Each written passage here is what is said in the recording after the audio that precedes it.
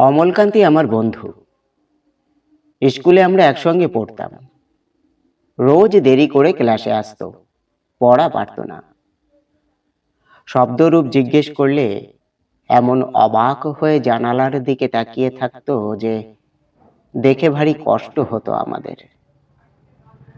আমরা কেউ মাস্টার হতে চেয়েছিলাম, কেউ ডাক্তার, কেউ উকিল।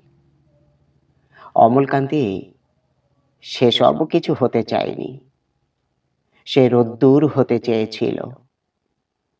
ক্ষান্ত বর্ষণ, কাকডাকা বিকেলের সেই লাজুক রোদ্দুর, জাম আর জামরুলের পাতায় যা নাকি অল্প একটু হাসির মতো লেগে থাকে। আমরা কেউ মাস্টার হয়েছি, কেউ ডাক্তার, কেউ উকিল।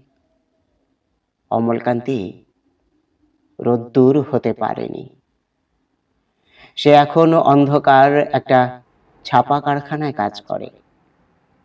মাঝে মধ্যে আমার সঙ্গে দেখা করতে আসে, চা খায়, এটা ওটা গল্প করে, তারপর বলে, উঠি তাহলে। আমি ওকে দরজা পর্যন্ত এগিয়ে দিয়ে আসি। আমাদের মধ্যে যে এখন মাস্টারি করে, অনায়াসে সে ডাক্তার হতে পারত।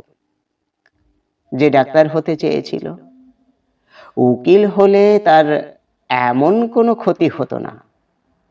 অথচ সকলেরই ইচ্ছে পূরণ হলো, এক অমলকান্তি ছাড়া। অমলকান্তি রোদ্দুর হতে পারেনি।